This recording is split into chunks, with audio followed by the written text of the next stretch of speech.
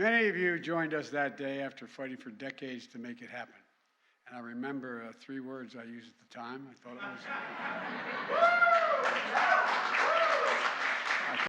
thought it was a big deal. And I stand by the fact it was a big deal.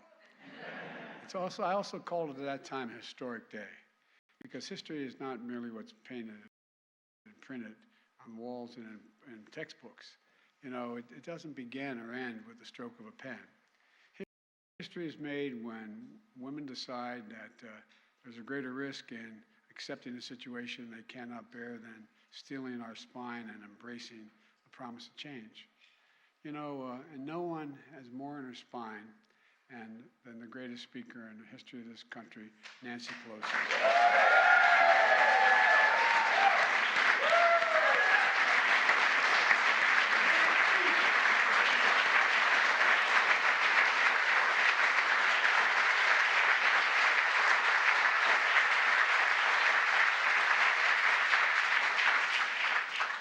Nancy, it's no exaggeration to say this would not be law without you. It would not be law without you.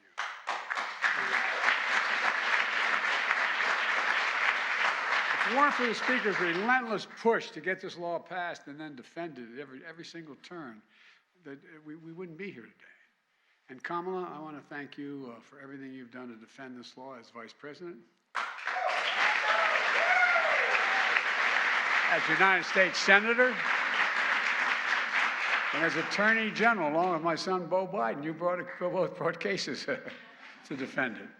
And I also want to thank Kamala for her leadership and fight to protect reproductive rights for women. She's leading us.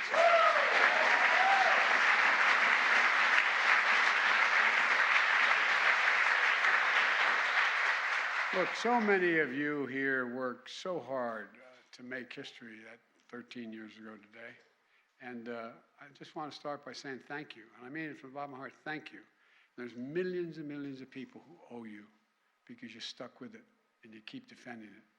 13 years later, it's easy to forget what life was like for hardworking families before the Affordable Care Act. You know, but all of you remember. Remember when a parent with a heart disease or diabetes or a child with asthma couldn't get coverage because of a pre-existing condition? Remember when women had to pay more for insurance because they had a pre-existing condition? They were a woman? Not a joke. Say it today to people, they look at you like you're kidding me. But that was the case. Remember when you couldn't leave a dead-end job because you couldn't risk losing your health insurance? Remember when a 22-year-old kid could get kicked off his parents' plan because he graduated from college? Remember the donut hole when seniors on Medicare reached a point every year when they had to pay the full cost of the drugs out of pocket. Remember when millions of low and middle income families, particularly those families, were locked out of health insurance because there was no way they could afford it. None. I said earlier, my friends heard me say this before, I can remember we lived in a 3-bedroom split-level home, and my bedroom was up against the wall where my parents' bedroom was, and my dad's headboard was there. And I remember I was like 14 years old. I remember my dad, I could see, he could hear he was just restless. And I asked my mom the next morning, went to work, what's the matter? She said, well, his company just told him they're not going to pay for health insurance anymore. How many people lie in bed, wake, wondering? Remember when insurance companies could cut you off halfway through chemo? Because you reached the limit, what they were willing to pay? I remember, I talked to you about this, Chris, when my son Beau was dying of chemo, dying in the hospital because he had stage 4 glioblastoma. And I got a call from someone asking me for help because they thought they were going to have insurance cut off because they ran out of time. And I thought to myself, what in God's name would I do? Had they come along and said, sorry, you've run out of your coverage. Folks, at the most vulnerable point in a person's life, the moment when you really need it, you could hear the word sorry, your insurance has run out. Folks, our MAGA Republican friends, and by the way, I want to be clear, there's some good, decent Republicans out there. I'm not suggesting this is all about bad Republicans. But this new crowd it's not your, this ain't your father's Republican Party. They may have forgotten all I just said, but I haven't. You haven't. All Americans deserve a peace of mind that if an illness strikes or an accident occurs, you can get the care you need. But the truth is, too many folks lie in bed at night and say, look, staring at the ceiling, wondering, my God, what happens if she gets breast cancer, or I end up with a serious cancer, or what happens to the kids? What then? What then? Do we have enough insurance? Can we afford the bills? What's going to happen? If it gets bad enough, maybe we have to sell the house. We don't have any more equity. You know, I think it's a matter of what you value. And I think all of us in this room value peace of mind for everybody. Everybody deserves a little peace of mind for things they can't control. That's why my administration is focused intensely on building on the progress of the Affordable Care Act, getting more people affordable insurance, lowering prescription drug prices, giving families more breathing room. We have passed historic laws to get that done, and now we're moving quickly to implement them so people can feel the effects in their everyday lives. The Affordable Health Care Act expanded Medicaid to cover an additional 20 million people. Before it was passed, 20 million fewer people had insurance. So it expanded to cover 20 million more people in Medicaid. That means more cancers detected early, more mental health treatment available, less medical debt, fewer evictions. You know, I signed the American Rescue Plan, which went further and allowed states to extend Medicaid coverage to new moms for up to 1 year after they gave birth instead of only for 60 days. You remember, Gov, what that did, what you guys did? 36 states and counting, and now we're extending it to a full year coverage.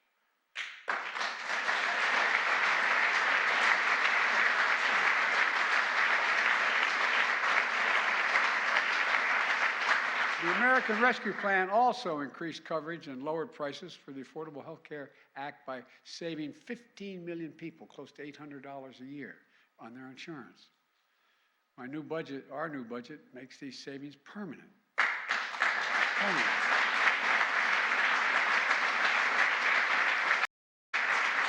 And we've finished the job by expanding Medicaid to at least 2 million more Americans. Folks, look. We're making health care more affordable in many other ways as well. Last year I proposed and the Congress passed the Inflation Reduction Act, which no Republican voted for, even the good ones. I don't mean good in moral sense, I mean the normal Republicans. As a result, this year seniors on Medicare now get common vaccines, things like tetanus, whooping cough, shingles. They get them for free instead of having to pay up to $200 a shot. Americans spend more on prescription drugs than any advanced nation in the world. But for decades, we worked for decades, and I did this with Chris a long time. I would say Chris, Senator Dodd, a long time. We tried to take on Big Pharma, but we finally won.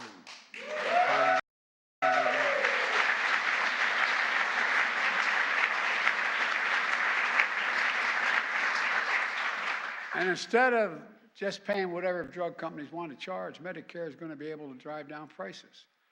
We gave Medicare some of the same powers, again, the same powers to do with Medicare. We gave the government the same power to be able to do what they can do with the Department of Veterans Affairs, negotiate lower drug prices.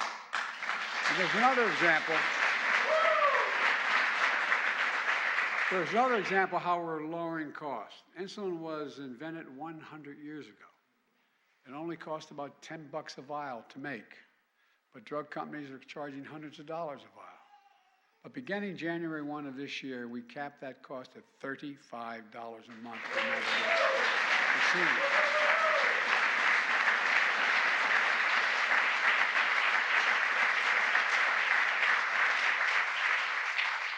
But we need to cap that cost for everyone, including the 200,000 children with type 1 diabetes who need insulin every day to stay healthy and alive. So I called on Congress to do that as well in this budget. My budget's going to require it. But guess what? Earlier this month, Eli Lilly, and I spoke to the biggest insulin maker in the country, announced they're answering my call. They're lowering prices to $35 a month for insulin.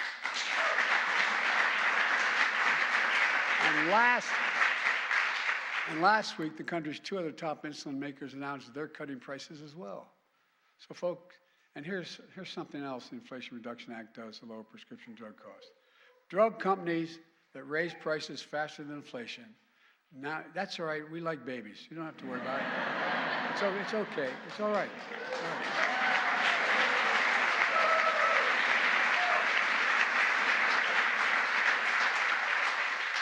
Matter of fact, I like babies better than people.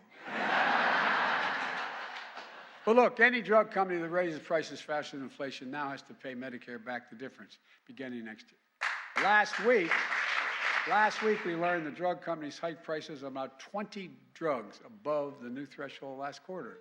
Now, manufacturers are going to have to pay the difference back to Medicare. The Department of Health and Human Services estimates it will make co-pays for those drugs hundreds of dollars cheaper for some seniors.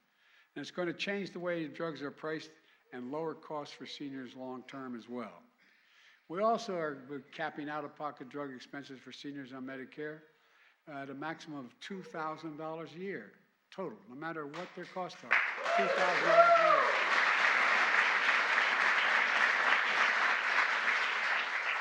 And look, that's compared to and you know, maybe some even here know folks who are paying not just $2,000 a year, they're paying $10,000, $12,000, $14,000 a year for some of the expensive treatments like cancer drugs that have to be. But they'll never have to pay more than $2,000 for all their prescriptions in a single year. And we're going to give seniors certainty and peace of mind. And by the way, we're also going to give the federal government the money as well, lowering the deficit by $160 billion. Because they don't have to pay out that much money. 2 weeks ago, I released my budget, and it lays out what we support, and a stark contrast to the other team. My dad used to have an expression, Chris knew my dad. He said, "Don't tell me what you value, show me your budget, I'll tell you what you value." Don't tell me what you value, show me your budget, and I will tell you what you value. Well, I value everyone having a decent shot. About fairness, it's about dignity. My budget continues to build on the progress we made in the Affordable Care Act. We value seniors, hardworking Americans who've busted their necks their whole lives. My budget lifts the burden on those folks so that at the end of the month, they have just a little bit of breathing room, just a little bit of breathing room. No one making less than $400,000 a year will pay a single penny more in federal taxes to pay for all that we've done. Not a single penny more. And But our MAGA Republican friends in Congress have a very different value set. They want to repeal the Inflation Reduction Act. They value big pharma over lowering drug costs for seniors. We're trying to undo the Affordable Care Act ever since I started. This started 13 years ago. They voted to repeal or weaken the act 50 times in the first 5 years that it existed. They made repealing part of it virtually every Republican in every single Republican budget since the law was passed. And they're backing plans that would gut it again, gut Medicaid. Look, let's take a look at what the Affordable Care Act has done. The Affordable Care Act is a big reason why millions of people with pre-existing conditions can afford to have insurance, period. Because of the Affordable Care Act, millions of Americans get free preventive care like cancer screening. And by the way, saves the country millions and millions of dollars if they detect it early.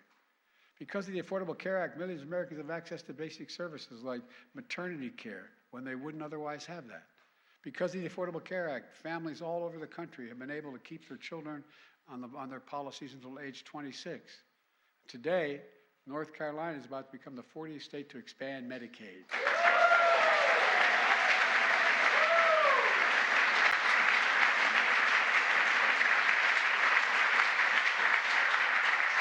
There are nearly 40 million Americans in this country who get their health care through the Affordable Care Act and the Medicaid expansion. 40 million people who have some peace of mind. The Affordable Care Act has been law for 13 years. It has developed deep roots in this country. It has become a critical part of providing health care and saving lives. We always talk about the cost, but it saves lives as well. Obviously, it doesn't mean much to our Republican friends, but it can be a matter of life and death to millions of Americans out there if they didn't have it. Even now, MAGA Republicans in Congress are intent on repealing the Affordable Care Act when it's clear it would have a devastating impact on the American people. we still have the House Republican, we still haven't seen the House Republican budget. They want to negotiate. I say, I've laid down my budget tonight. You lay down yours. Let's negotiate. I don't know where their budget is. No, I'm serious. There has been no budget. As my brother would say, go figure. But look, the budgets are going to show what they value. The former Trump director of budget advising the MAGA Republicans in Congress has a plan to slash $2 trillion from Medicaid. I guess that shows a little bit of their value set. He wants to end Medicare expansion under the Affordable Care Act and make additional deep cuts that could lead to nearly 70 million people losing critical services. 70 million people. Most of them are seniors, people with disabilities, and with children. And children, I should say. And some could lose their health care altogether. And there are a number of other areas that are cutting Medicaid or repealing the Affordable Care Act would have a huge impact. You know, what people don't really understand, my Republican friends always talk about how they care about rural America. Well, guess what? Just take a look at rural Americans' hospitals, which lose funding they need to keep the doors open. That's one of the reasons why so many are closed.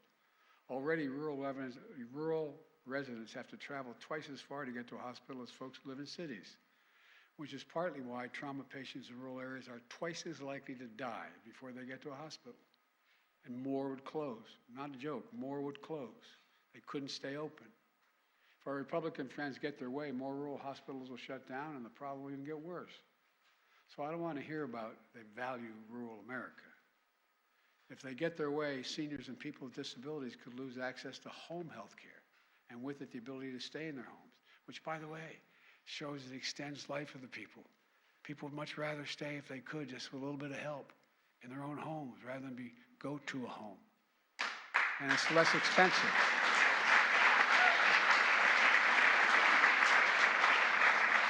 Medicaid also pays for nursing home care for about 2/3 of all Americans who live in nursing homes. Well, it'd be different if they were able to stay home. Medicaid and the quality of care in nursing homes goes down when that happens. Millions affected by the opioid epidemic would lose access to drug treatment. And for the millions of middle class and working class currently covered by the ACA marketplace, even if they manage to keep their insurance, it could cost them thousands more each year. That's just a glimpse at the damage repealing the Affordable Care Act would have on gutting Medicaid would do. But our value set is fundamentally different than our Republican friends. So we will never let that happen. Never let that happen.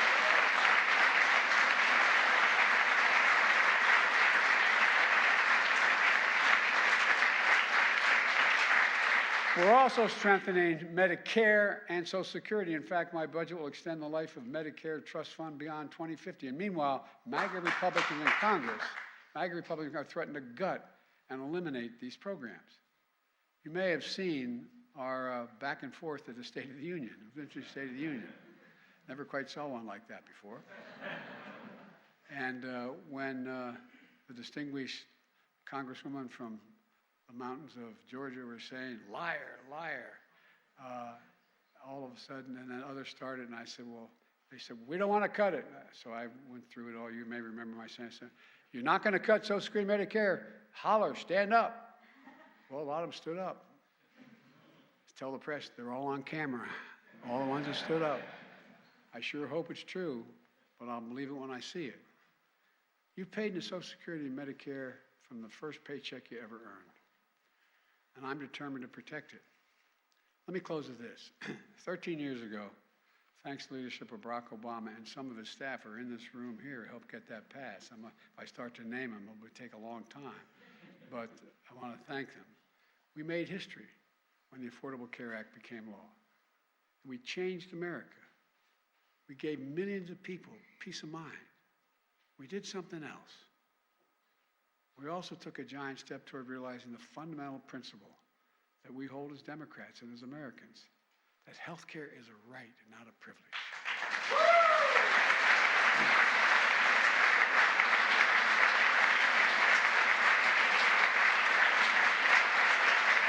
Well, we're not all the way there yet, but there's more to do. So let's finish the job. Let's protect lower prescription drug costs for everyone. Let's expand health care coverage for more people so they get care. Let's keep building an economy from the middle out and the bottom up. And let's remember who we are. We're the United States of America. Nothing is beyond our capacity when we do it together. So God bless you all, and let's keep fighting to get it done. Distinguished guests, please hold in the East Room as the President and Vice President depart.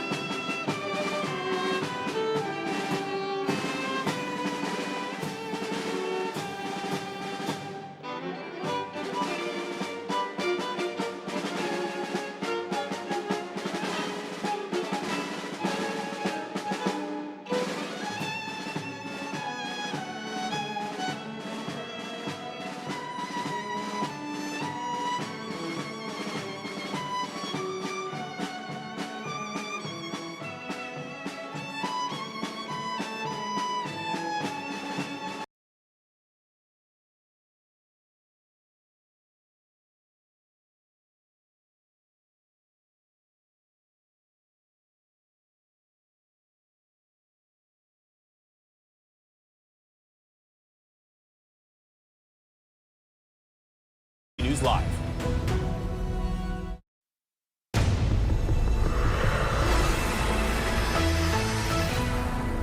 Tonight, the new worries now hitting America's banking system. So this is an active institution. There is a bridge bank, so we are looking for a buyer, and that will occur at some point. Is our money in safe hands? That's the question being asked in homes across the country as banking stocks tumbled and dragged financial markets down. We'll report on where things stand. Plus, this is pretty remarkable what you're seeing, because this is evidence that what Russia was trying to do wasn't just to take over part of Ukrainian land, but to turn it into Russia. Beyond the gunfire and bombing attacks, there's another battle playing out in Ukraine, the literal cultural war being fought on the front lines in tonight's Prime Focus. And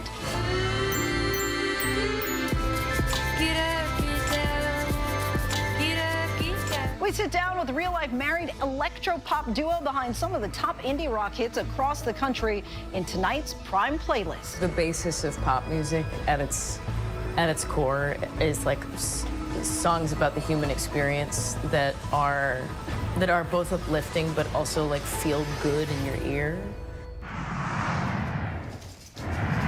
Good evening, everyone. I'm Lindsay Davis. Thank you so much for streaming with us. We're following those stories and much more, including a high-stakes case playing out in a Texas court that could withhold abortion pills and impact more than 60 million women across the country. Plus, we go to the Black Sea, where Russia says they plan to recover that downed U.S. drone, what they could exploit, and what the Biden administration is saying.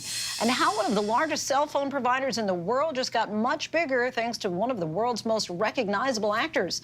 Our correspondents are fanned out across the country covering those stories and much more for us tonight. But we do begin with a heightened alert not only about banks in the U.S., but banks around the world nearly 1 week after the biggest bank collapse since the Great Recession. The stock price of one of Europe's largest banks today plunged to an all-time low. The turmoil was also felt on Wall Street today. The Dow dropped about 280 points. It had been down more than 500 at one point. Experts say despite the plunging stocks, widespread bank failures are highly unlikely. Prior to last week, not a single one of the roughly roughly 4,700 commercial banks in the U.S. had failed in the last 2 years. And tonight, authorities are reiterating this key message to Americans: your money is safe. Ariel Reshef leads us off tonight from New York. Tonight, fears of a banking crisis sending stocks tumbling on Wall Street and around the world. Overseas, Credit Suisse, one of Europe's biggest banks, plunging 24% to an all-time low after its largest shareholder, the Saudi National Bank, said it won't pump more money into the struggling bank. And here at home, looming concern over America's regional banks. First Republic stock diving 21% after its credit rating was downgraded into so-called junk territory. But analysts say no matter what happens, your bank account is secure. If you have your money in First Republic, it is still safe. There's an implicit guarantee by the feds over the weekend that said depositors aren't going to get hurt here. We're going to look at all the regional banks and make sure the depositors get their money back. It comes as federal investigations into the failed Silicon Valley Bank ramp up. Sources tell ABC News bonuses and company stock sales are now under the microscope. A trust held by the CEO, Greg Becker, sold nearly $3.6 million in stock just weeks before the bank collapsed. And there are growing questions about how regulators missed the warning signs the bank was at high risk of failure. This is not really rocket science. So, and obviously people made money off of that. Why didn't the regulators pick it up? Silicon Valley Bank was not forced to undergo stress tests like the bigger banks after regulations were rolled back under the Trump administration with support from Republicans and some Democrats.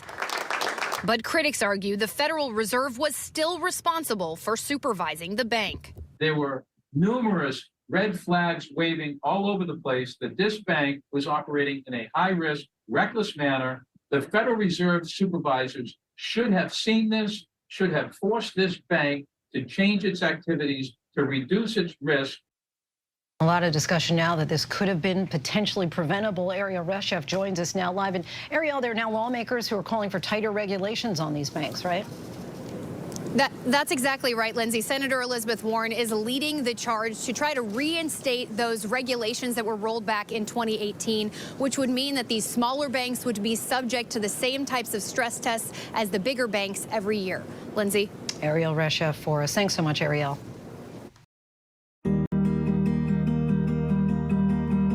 You be you. There's just so much to do. Why wait? Capital Federal will always be here for you, so you can be you.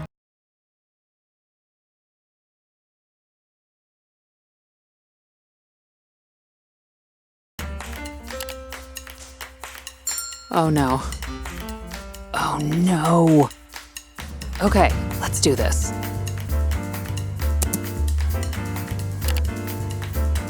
One down, two to go.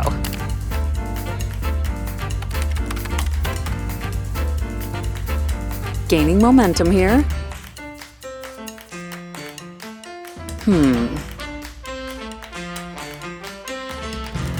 Let's try confident. Much better. And that's a wrap.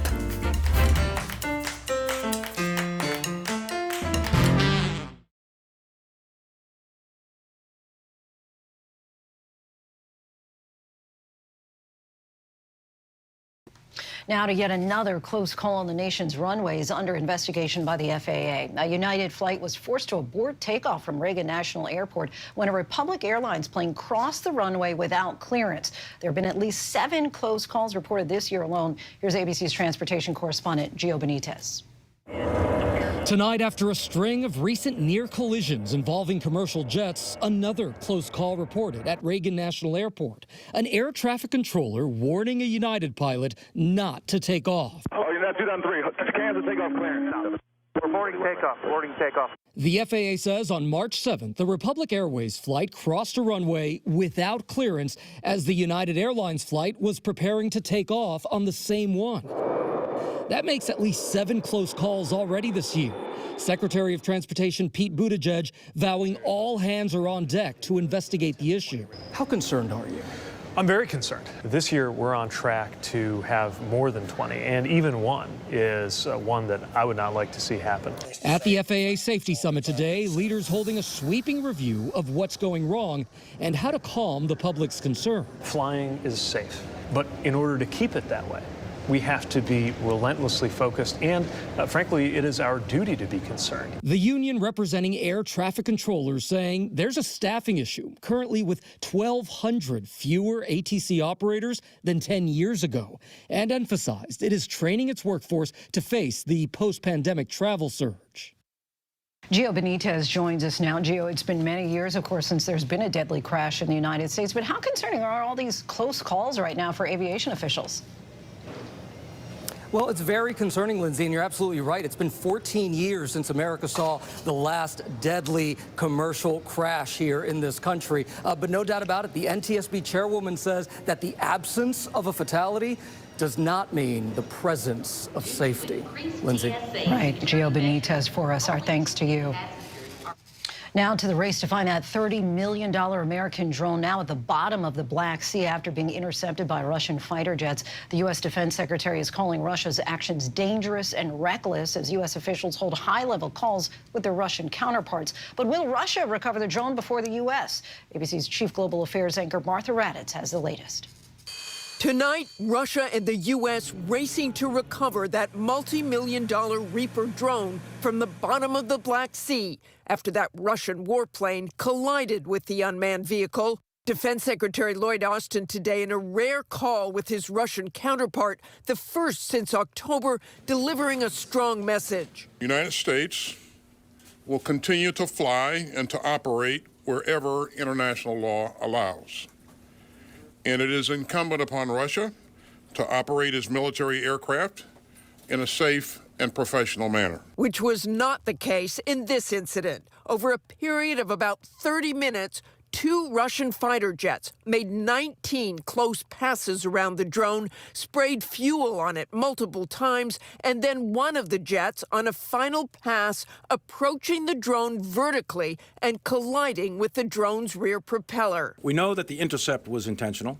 We know that the aggressive behavior was intentional. The physical contact of those two, not sure yet. But a U.S. Air Force official said they do not think the pilot hit the drone on purpose, saying the Russian pilot was simply incompetent and flat out dumb. Russia denies the fighter jet collided with the drone, but U.S. officials say video evidence confirms it. As for the recovery of the drone, Chairman Milley said that may be difficult in 4,000 to 5,000 feet of water. It probably broke up. There's probably not a lot to recover, frankly.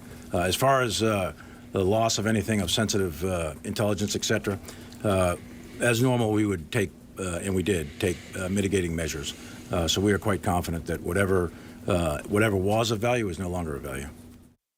Martha Raddatz joins us now. And Martha, we just heard Chairman Milley there talking about mitigating measures taken so that Russians won't be able to gain any valuable intelligence from the drone if they find it. Explain what that means. Well, Lindsay, the drone operators were actually able to gain some control over the drone even after the collision, and they were able to wipe out or scrub all the sensitive information remotely and render the drone inoperable, even if it is recovered by the Russians, Lindsay. All right, Martha Raddatz for us. Thanks so much, Martha. In Texas, the high-stakes legal showdown over the abortion pill. A federal judge is deciding whether to ban it nationwide now, even though the drug was approved by the FDA more than 20 years ago. ABC's Maria Villarreal was inside that courtroom and has this report. Tonight, all eyes on a Texas judge whose decision could pull a key abortion pill off the market in a ruling that could affect millions of women nationwide. The FDA's more than 20-year approval of the drug mifepristone challenged by the Alliance Defending Freedom, a Christian conservative legal advocacy group. The lawsuit claiming the FDA exceeded its regulatory authority when it approved the drug. Any court to look at the law and to look at the science should agree that the FDA has failed its responsibility to protect women and girls, and that it's time to remove these drugs from the market, or at a minimum, to put back important safeguards on their use. The FDA standing by their approval, stating mifepristone is safe and effective for the medical termination of intrauterine pregnancy under certain conditions, calling the ADF's claims without merit. Today, U.S. District Judge Matthew Kaczmarek, a Trump appointee, hearing arguments for more than 4 hours. Julie Sims was in the courtroom. My main concern is the babies. That is my main concern. A ruling to suspend the FDA's approval would temporarily take mifepristone off the market. Only in-clinic procedures would be allowed in states where abortion is legal. According to the Guttmacher Institute, medication abortions account for more than half of all abortions in the U.S. Mifepristone has been approved for, I think, 23 years. It's safer than Tylenol, it's safer than penicillin. So many in the medical field touting the drug's safety. Maria Villarreal joins us now. Maria, what's the expectation once the judge reaches a ruling? Well, you know, Lindsay, this is likely to face an appeal regardless of the outcome. It would eventually end up in the Fifth Circuit Court of Appeals, and some are even predicting it could go all the way up to the U.S. Supreme Court. All right, Maria, our thanks to you. Joining us now for more context and analysis is Michelle Bratcher Goodwin, who's a chancellor's professor at the University of California, Irvine, and the author of Policing the Womb, Invisible Women and the Criminalization of Motherhood. Michelle, we thank you so much for joining us tonight. Just curious to get your immediate reaction to what played out today in Texas. What we saw is that a judge who has been sought after, whose opinions about abortion are already well known, seemed to give a sense that he's willing to listen to and perhaps defer to the logic of those who brought this lawsuit. That should be concerning, not just for individuals who see this as a real travesty and as its own version of lawlessness, but it should be a concern to anyone who has a concern about the FDA being able to approve any kind of drug, a drug that could be used during this period of COVID, a drug that could be used for transgender affirming care, a drug that could be used for any kind of medical relief that a particular group might be offended by. And the judge zeroed in on the legality of mailing a substance that causes abortion and the Comstock Act, which is a Civil War-era law. Give us some background on this law and how it connects to this modern-day issue. That's a really good question. So the Comstock Act goes back to 1873. So it's post-Civil War, but the impetus for it actually roots in the Civil War itself. Anthony Comstock, who became the Inspector General for the United States Postal Service, was a person who was anti-vice and believed it was important to stamp out vice. And this included information that would be shared through the mail. This came to be